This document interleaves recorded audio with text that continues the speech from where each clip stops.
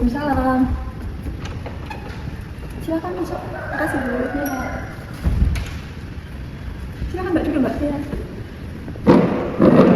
Oke, selamat pagi Mbak. Selamat pagi Bu. Oke. Nah, sebelumnya ada apa? Sebelumnya perkenalkan ya Bu, nama saya Penny. Saya dari kelas IPA 12. Saya di ruang konsultasi. Oh, ini Mbak di sini untuk melakukan konsultasi ya? Iya. Oke. Sebelumnya Mbak Penny udah pernah melakukan konsultasi belum? Baru pertama kali ini sih saya mau ke BK. Baru berani atau gimana? Iya baru berani, soalnya udah gimana ya, kayak udah mentok banget gitu Bu. Oh ya oke. Oke, sebelum kita melakukan sesi konseling mungkin Mbak Penny harus tahu dulu seperti apa sesi konseling, terus asas-asasnya seperti apa, kode etiknya itu seperti apa. Mbak Penny harus tahu itu dulu karena nanti biar konseling kita itu berjalan secara efektif dan secara baik. Dan juga mungkin nanti kita dalam waktu kita akan terbatas, mungkin kita bisa batasi 20-30 menit karena juga ini nanti bentar lagi kan udah ada jadwal pelajaran selanjutnya kan. Habisnya pelajaran apa? Kayaknya nanti itu sibuk kesenian budaya. Oh, kesenian budaya. Oke. Daripada nanti nggak ikut pada pelajaran kan emang juga ya. Makanya dari itu kita mungkin bisa batasi 20-30 menit gitu. Oke. Sebelum Mbak Penny lanjut untuk menceritakan masalahnya Mbak Penny, nanti Mbak Penny itu harus mengetahui kalau di sini itu nanti ada beberapa asas.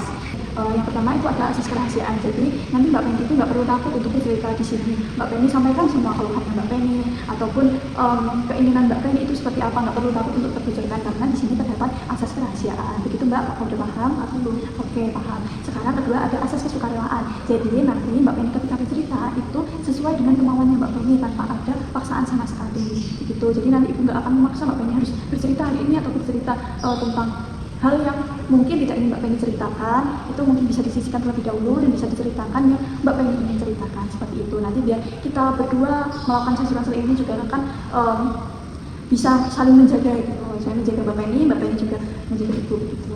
Terus kemudian yang ketiga ada tadi kan udah asas kerahasiaan, asas kesukarelaan. Sekarang yang ketiga ada asas keterbukaan yang dimana nanti Mbak Penny itu ketika menceritakan itu bisa secara terbuka.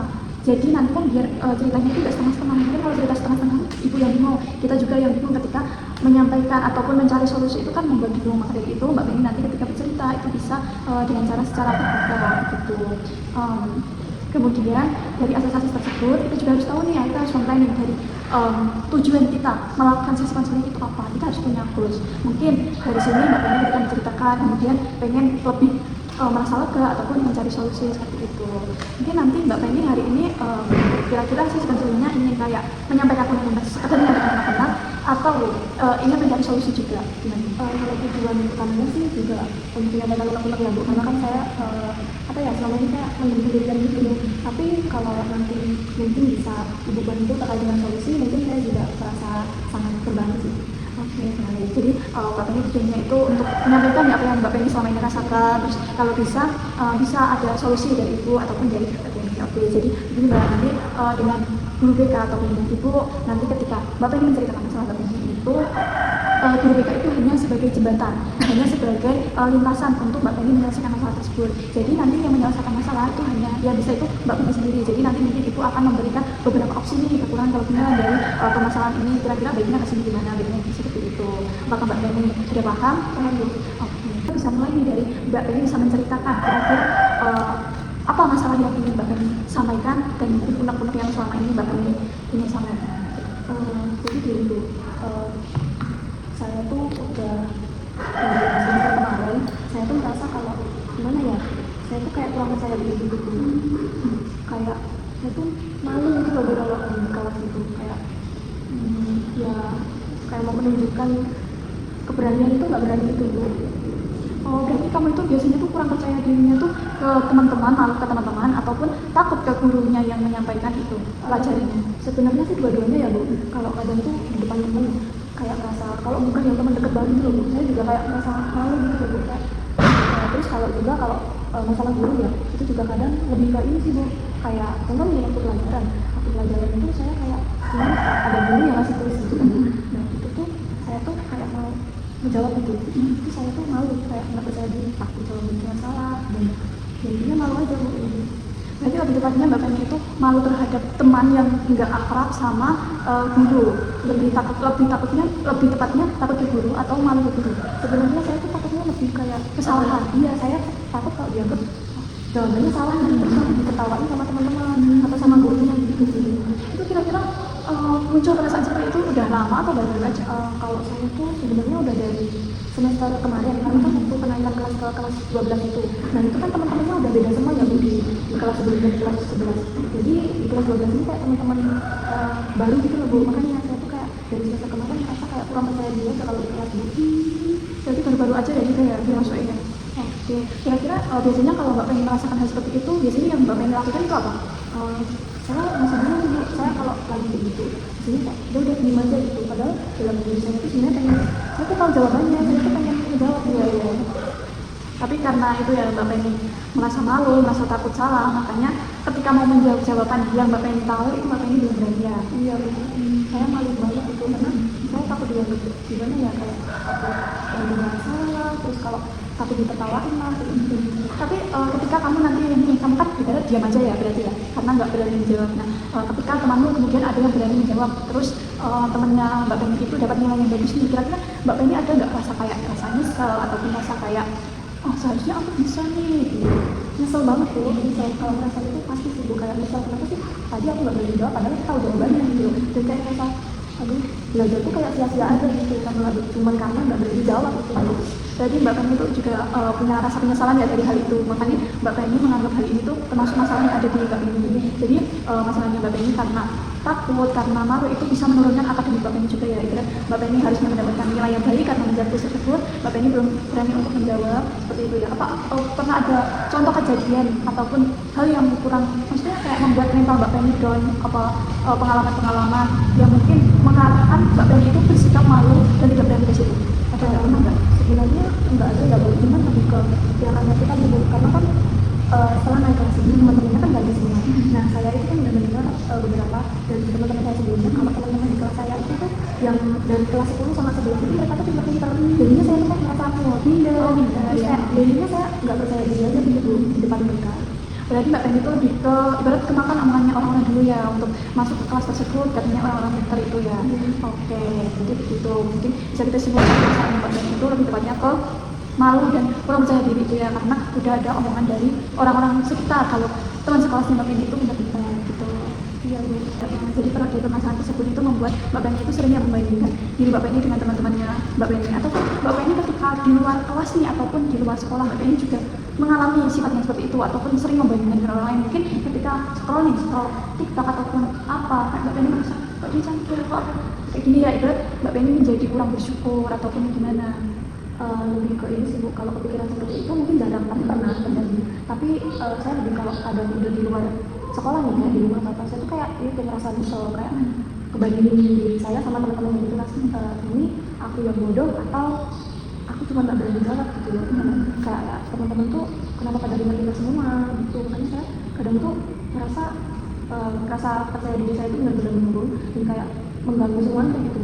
Padahal Mbak Penny seharusnya punya kemampuan ya dalam diri Mbak Penny. Mbak Penny menyadari nggak kalau saya itu punya kemampuan dalam diri saya? Menyadari ya? Saya sih merasa kalau di rumah itu saya rajin belajar ya Bu. Saya merasa itu kemampuan saya. Cuman saya nggak bisa mengendalikan rasa kemampuan diri saya itu aja sih. Oke, berarti Mbak Penny itu dari rasa-rasa tersebut itu malah merugikan diri Mbak Penny sendiri ya. Mbak Penny jadi kurang, ibarat akademik Mbak Penny menurun, terus kayak kurang berani dalam semua hal seperti itu ya. Oke, berarti itu titik utama kita. Kemudian Ibu mau tanya nih, kira-kira nih semua mata pelajaran yang Mbak Penny nggak berani seperti itu ataupun 1-2 mata pelajaran yang Mbak Penny nggak berani menjawab? Sebenarnya nggak banyak ya Bu, ada beberapa, karena saya juga mikir kayak gitu juga karena kadang kalau gurunya kira-kira mata pelajaran itu yang paling menonjol gitu, kayak ini aku benar-benar malu itu tuh bahasa Jawa, terus ada bahasa Inggris juga. Nah itu kan terkait dengan bahasa-bahasa itu juga dari gurunya juga sih Bu, dua mata pelajaran itu kan semuanya gurunya yang lumayan galak ya. Iya, makanya saya agak nggak berani baca. Oke, mungkin ya bisa kita simpulkan kan Mbak Penny itu kan kurang kalau di kelas ya, mungkin kita bahas di kelas dulu ya. Kalau Mbak Penny itu kan ketika di kelas itu paling nggak berani ataupun takut itu dalam bahasa Jawa dan bahasa Inggris. Mungkin ini kita bisa fokuskan berarti Mbak Penny itu dalam bahasa itu kurang. Nah, kenapa kok Mbak Penny itu dalam bahasa Jawa, bahasa Inggris kurang, ibarat dari yang nggak berani, ya, jadi lebih nggak berani lagi, karena Mbak Penny itu mungkin kurang menguasai dalam bahasa. Ketika Mbak Penny nanti semakin terus belajar bahasa, entah bahasa Jawa, bahasa Inggris, bahasa Indonesia, dan lain-lain, ketika Mbak Penny belajar terus tentang bahasa, mungkin Mbak Penny itu sedikit demi sedikit mempunyai keinginan ataupun tidak ada rasa hal minder dalam diri Mbak Penny ketika nambah pembelajaran dalam bahasa tersebut. Karena ternyata kan di sini kan Mbak Penny kan ketika menerima pelajaran kan nggak semua Mbak Penny kan merasa minder, dan ternyata tadi kan Mbak Penny merasa minder ketika di bahasa Jawa dan bahasa Inggris, berarti itu kan mengarahkan ke bahasa. Dari itu habis ini Mbak Penny itu mungkin bisa lebih memfokuskan lagi ataupun belajar lagi tingkatannya itu dari bahasa dulu Mbak Penny lebih tingkatkan, Mbak Penny lebih bisa kan setelah kemampuannya Mbak Penny. Nanti ketika mata pelajaran ini bahasa Jawa sama bahasa Inggris, Mbak Penny lebih coba untuk sedikit demi sedikit menjawab pertanyaan guru ataupun ketika menjawab soal itu Mbak Penny itu bisa melakukannya atau menjawabnya dengan sangat-sangat baik. Ibarat Mbak Penny ketika belajar itu lebih ke tergiat, lebih tepatnya ke lebih giat lagi belajar ke bahasa. Kemudian kan faktornya itu gurunya juga ya Mbak. Ya saya merasa ya dalam bahasa Jawa juga sama bahasa Inggris. Nah itu kan juga salah satu faktor ya dari guru tersebut. Dan guru ya mungkin ya sebenarnya guru itu nggak ada yang galak. Mungkin mereka itu lebih tegas gitu. Cuman kalau galak tuh gini aja. Oke, mungkin faktor kedua itu kan dari guru ya Mbak ya. Dari bahasa Jawa sama bahasa Inggris, Mbak Penny itu merasa gurunya itu, guru mata pelajarannya itu galak-galak ya kan. Mungkin sebenarnya guru itu nggak ada galak Mbak. Cuman dia itu lebih tegas daripada guru-guru yang lain. Kayak dari mungkin ketika belum ada yang bisa menjawab, itu gurunya lebih tegas biar apa? Biar mau ada yang menjawab seperti itu. Mungkin nih, ibu mau tanya, kira-kira Mbak Penny ada pengalaman apa nih atau cerita tentang kedua guru bahasa ini yang membuat Mbak Penny itu takut? Apakah pernah Mbak Penny pernah dimarahin, ataupun pernah dihukum, ataupun pernah disuruh apa gitu? Coba Mbak Penny cerita. Sebenarnya dulu waktu kelas 11 ya, itu saya pernah dimarahin sama guru bahasa Jawa yang ada di ini. Sebenarnya ini bukan permasalahan yang ada di kelas, tapi lebih ke waktu itu saya kan telat ya Bu. Nah yang belajar gerbang itu guru bahasa Jawa. Makanya saya sampai sekarang itu agak takut karena pernah dimarahin itu. Jadi saya mikirnya kalau guru bahasa Jawa itu masih ingat-ingat saya gitu Bu. Makanya saya tuh kayak takut banget itu loh Bu sama gurunya itu. Jadi tadi faktor utamanya takut sama guru bahasa Jawa kata apa? Karena dulu tahu dimarahin maksud karena telat ya, berarti kan ibarat itu di luar kelas ya, ibarat faktor utamanya telat, dan itu menjadi Mbak Penny takut ketika di kelas. Nah ketika di kelas nih guru bahasa Jawanya itu kira-kira gimana nih, apa juga pernah marahin Mbak Penny ataupun kelihatan galak dan lain-lain gitu? Kalau marahin di kelas itu jarang ya Bu, paling cuma kayak marahin anak-anak yang ribut aja. Tapi kalau untuk apa itu kayak tegas atau kelihatan galak itu di kelas pasti kayak iya, jadi yang kelihatan tegas itu, makanya saya takut. Oke. Sebenarnya kan faktor utamanya Mbak Penny tadi kan karena mungkin Mbak Penny itu merasa bahwa guru BK-nya itu sudah mengenal Mbak Penny dengan anak ini telatan, padahal ya yang di pikiran guru itu bukan hanya satu siswa, karena kan ibaratnya yang telatan nggak bilang Mbak Penny, ini kan ada beberapa siswa yang lain, dan bahkan ketika masuk kelas guru itu bisa membedakan mana yang ini bisa diperlakukan ketika di kelas, mana yang bisa diperlakukan di luar kelas. Jadi begitu. Jadi Mbak Penny mungkin ke depannya itu bisa lebih mengontrol apa yang ada di pikirannya Mbak Penny. Mbak Penny itu sebenarnya juga lebih banyak overthinkingnya. Jadi apa yang belum terjadi itu udah Mbak Penny pikirkan. Itu salah satu utama kenapa Mbak Penny itu bisa nggak pede, nggak percaya diri, merasa takut, terus merasa belum berani dalam kayak menjawab ataupun hindar. Itu faktor utamanya apa? Overthinking. Faktor utamanya itu adalah pikirannya Mbak Penny yang belum bisa membedakan antara kayak ketika nanti aku overthinking nanti pengarahnya kan ilmunya akademik kayak gitu. Sebenarnya kita boleh overthinking, itu boleh banget karena ibarat mengupgrade diri kita sendiri. Cuma ketika berlebihan nanti kita lihat efeknya dulu. Ketika efeknya ke akademik dan mungkin kalau dirinya sedikit cenderung lebih jelek ya, mending kita fokuskan dulu ke akademik. Karena apa? Karena kan Mbak Penny di sini masih kelas SMA ya. Ibarat perjalanan Mbak Penny masih panjang, sudah kuliah, kerja, ataupun udah menikah. Kalau Mbak Penny belum bisa dalam mengontrol pikirannya Mbak Penny mulai dari sekarang, kita nggak bisa belajar langsung so aja belajar dalam mengontrol emosi, mengontrol pikiran. Karena yaudah aku masih kecil nggak bisa. Karena di sini Mbak Penny itu udah SMA, yang bisa menyelesaikan masalahnya itu Mbak Penny sendiri. Nggak bisa nih orang tua bisa, cuman ketika kita tergantung terus sama orang tua, itu nanti efeknya jadi Mbak Penny itu nggak bisa mengambil keputusan sendiri. Itu jadi kalau bisa Mbak Penny itu lebih bisa, mungkin Mbak Penny bisa membuat tingkatan mana yang bisa aku pikirkan dulu, mana yang bisa aku tidak pikirkan terlebih dahulu gitu. Jadi mungkin nanti di belajar Mbak Penny bisa membuat kayak sedikitnya nih aku harus mencapai apa. Kalau SMA mencapai akademik biar bisa kuliah, pengen. Oke, dalam akademiknya Mbak Penny itu harus lebih baik. Nah, kemudian kita nih cari jari-jarinya. Gimana sih caranya biar akademiknya bagus? Yang pertama adalah belajar. Mbak Penny kan tadi udah menyampaikan kalau Mbak Penny itu ketika belajar itu udah bisa memahami satu persatu. Mungkin kurangnya itu dalam bahasanya Mbak Penny bisa ditingkatkan lagi, ataupun Mbak Penny ikut kursus-kursus atau les tentang bahasa-bahasa tersebut.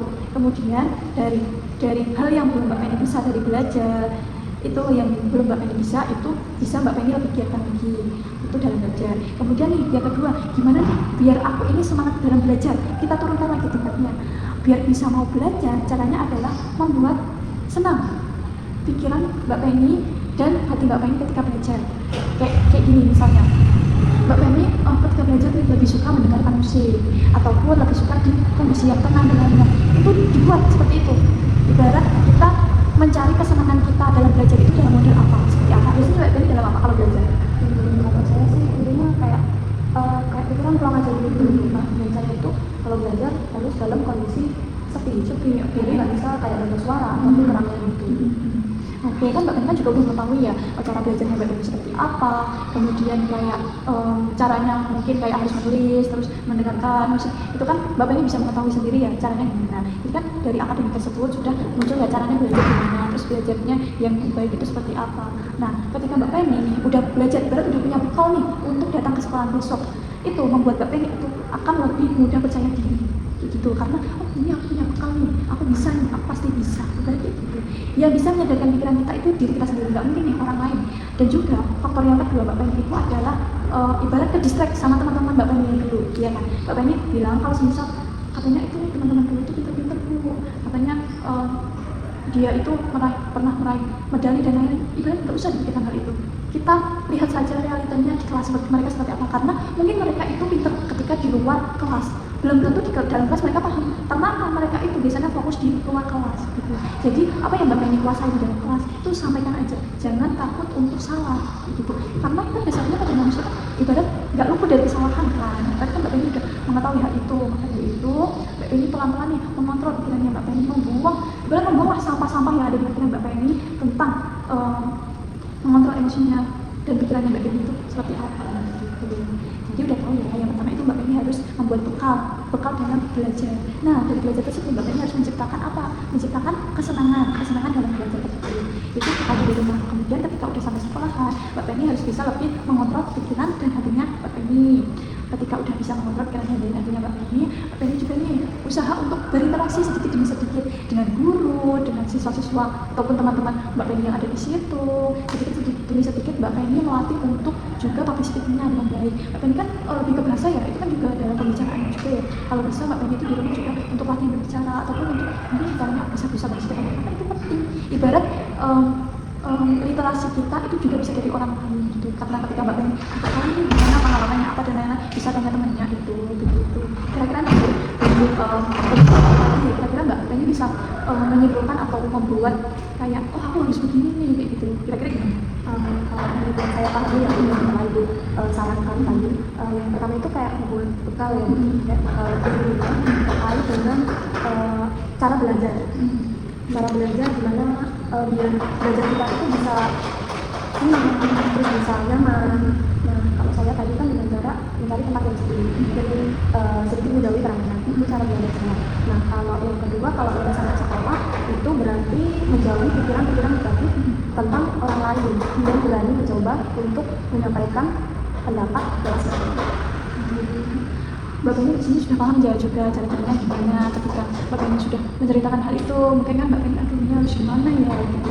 Nah, kira-kira memulainya dari mana? Mungkin bingung dalam memulainya Mbak Penny ya? Iya sih Bu, saya bingung ya, nanti mulainya gimana buat berani di kelas gitu. Jadi kalau mulainya mungkin dari Mbak Penny mencoba untuk mendekati teman satu persatu dulu lah. Ibarat ketika nanti Mbak Penny udah kenal ini, nanti kan kalau udah saling kenal kan ibarat Mbak Penny lebih luas lagi untuk ketika menjawab ataupun bercanda dengan teman-teman. Mungkin Mbak Penny bisa mulainya dari hal tersebut. Kemudian lanjut dengan potensinya Mbak Penny, kita tampilkan sedikit demi sedikit seperti itu. Oke, Mbak Penny sudah ibarat sudah ada gambaran.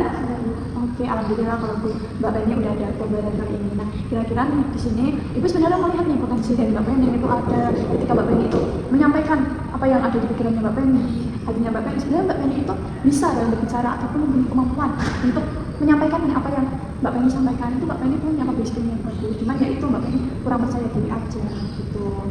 Jadi Mbak Penny harus nih melihatlah hal-hal yang positif di dalam diri Mbak Penny yang harus Mbak Penny kembangkan, karena Mbak Penny itu sebenarnya udah bagus, jadi dalam pendidikan juga udah bagus, belajarnya udah bagus, cuman ya itu interaksi sama orang lain itu ibarat ditingkatkan lagi, nggak apa-apa sedikit demi sedikit gitu.